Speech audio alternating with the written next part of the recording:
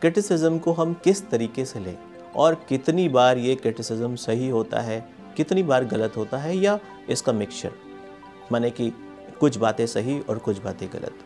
लोग अगर क्रिटिसाइज़ करते हैं तो हमारे मन में कहीं ना कहीं एक फीलिंग आ जाती है कि हाँ हम ऐसे हैं। अगर कोई आज आप शर्ट पहन के गए हैं, एक नई शर्ट पहन के गए हैं, किसी ने आपकी तारीफ़ कर दी तो आप बहुत खुश हो गए, और किसी ने आपको कह दिया कि अरे भाई ये कैसी शर्ट पहन रखी है अजीब सी, तो आपका मूड ऑफ हो जाता है। तो सवाल ये है कि हम कितना हद तक दूसरों के क्रिटिसिज्म या दूसरों के रिमार्क्स को एक्सेप्ट करें और कितने हद तक उसे रिजेक्ट करें। 1970s में एक मॉडल तैयार किया गया था। अमेरिकन साइंटिस्ट, 2 अमेरिकन साइंटिस्ट ने मॉडल तैयार किया था। उनके नाम थे जॉन इंगम और हैरी, और उन्होंने उस मॉडल को नाम दिया जोहारी विंडो।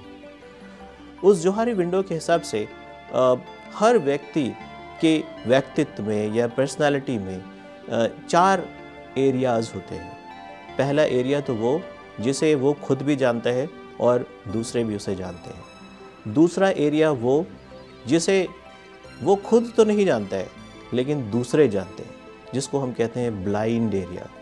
तीसरा एरिया जिसे वो खुद जानता है लेकिन दूसरे नहीं जानते, इसको हम बोलते हैं सीक्रेट एरिया या फसाड एरिया।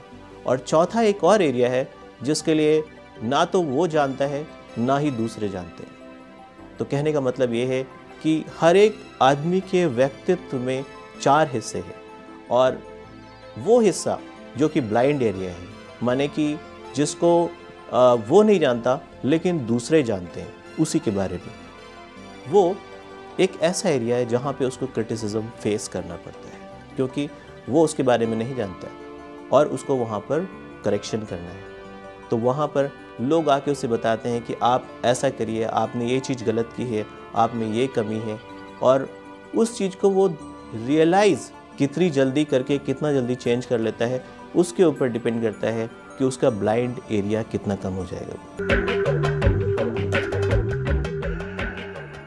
किसी भी अच्छी रिलेशनशिप के लिए ये ज़रूरी है कि पहला एरिया, माने कि जो आपको भी नोन है और दूसरों को भी नोन है, सबसे बड़ा हो।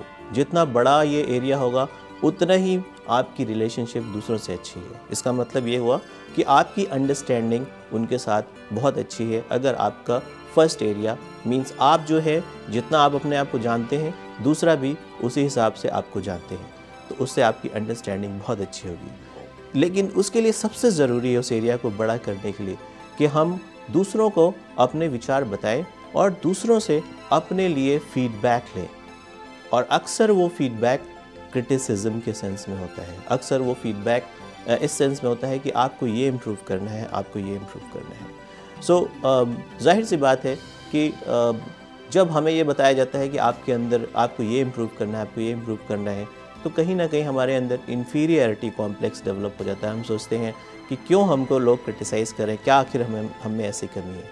लेकिन अगर उसी को अगर हम पॉजिटिव साइड में लें और हम सोचें कि ये जो हमें बताया जा रहा है वो सही भी हो सकता है, और देखते हैं दूसरों के एंगल से भी सोच के देखते हैं, अगर हम इसको इस तरीके से देखेंगे तो शायद हमें अपने अंदर कोई ऐसी कमी नज़र आएगी जिसको हम इम्प्रूव कर लेंगे तो हम और भी बेहतर हो सकते हैं। क्योंकि अगर हम अपनी कमियां दूर कर रहे हैं तो इसका मतलब ही यही हुआ कि हम और स्ट्रांग बनते जा रहे हैं।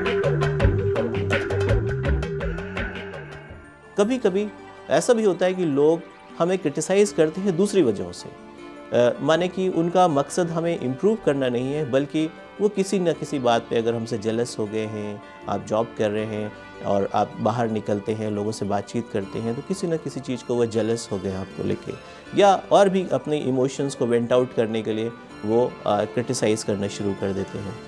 ऐसे मौके पे हमें मालूम होना चाहिए कि ये पर्सन सिर्फ हमें क्रिटिसाइज़ करने के लिए कह रहा है, इसमें हम कुछ भी नहीं कर सकते।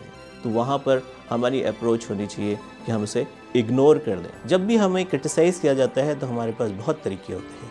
पहला तरीका, फर्स्ट ऑफ ऑल एक्सेप्टेड, जो हमारी गलतियाँ हैं वो हम एक्सेप्ट कर लें।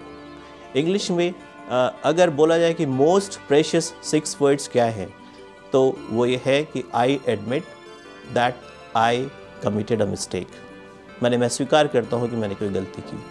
तो पहला तो ये है कि उसे हम एक्सेप्ट करें अगर हमसे कोई ऐसी मिस्टेक हुई है।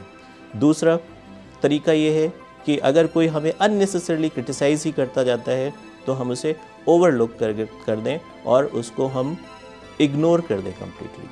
तीसरा तरीका ये है जहाँ हम कंफ्यूज्ड हैं कि क्या वाकई में हमने सही या गलत किया, तो उसके लिए खुद से सोचें, उसको अपने किसी फ्रेंड से डिस्कस करें, ठीक है, और अपने विजडम को अप्लाई करें और जो उसमें से समझने वाली बात है कि हाँ यहाँ पर हम इम्प्रूव कर सकते हैं, उसे इम्प्रूव करके बाकी एरिया इग्नोर कर दें। सो जितना ज़्यादा हम दूसरों के क्रिटिसिज्म को एक्सेप्ट करके उनको पॉजिटिव सेंस में सोचेंगे, उतना ही ज़्यादा हम इम्प्रूव होंगे और उतना ही हम स्ट्रांग बनेंगे।